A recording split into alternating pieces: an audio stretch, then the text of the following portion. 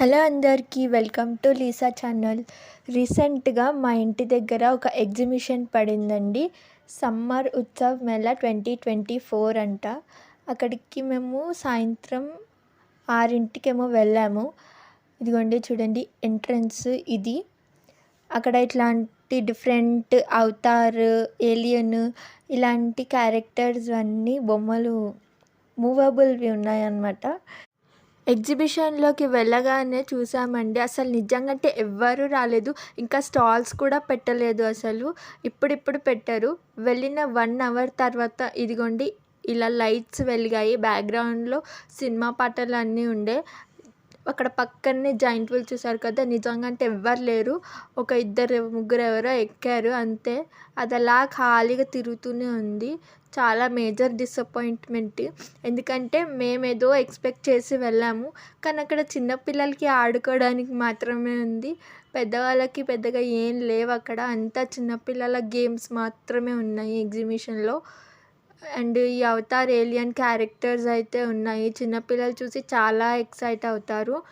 And ఇదిగోండి మసాలా పాపడ్. ఇదైతే only ఎగ్జిబిషన్లోనే దొరుకుతుందని చెప్పేసి మా అమ్మ అంటుండే. ఓకేనా? ఢిల్లీ మసాలా పాపడ్ అంట. తీగా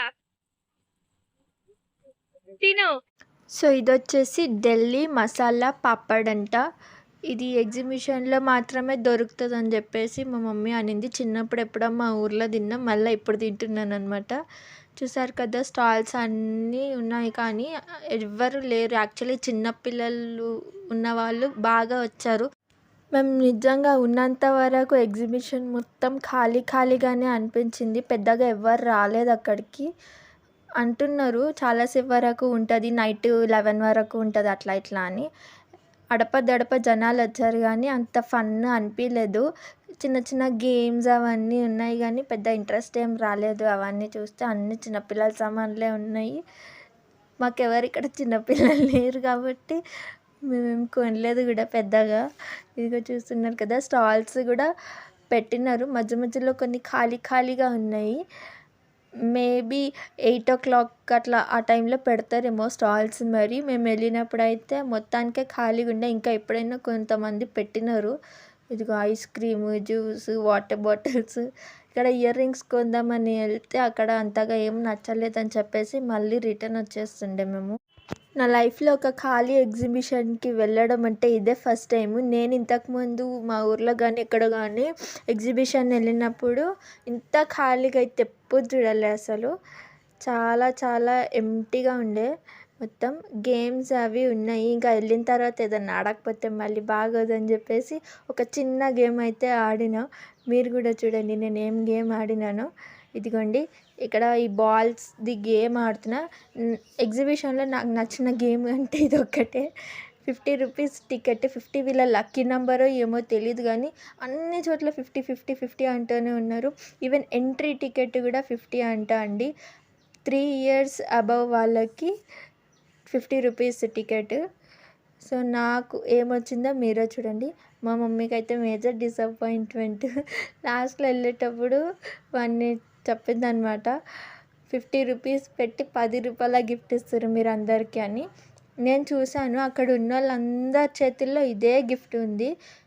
మొత్తానికి వాళ్ళు మోసం చేస్తున్నారని మా మమ్మీ ఫిక్స్ అయిపోయింది.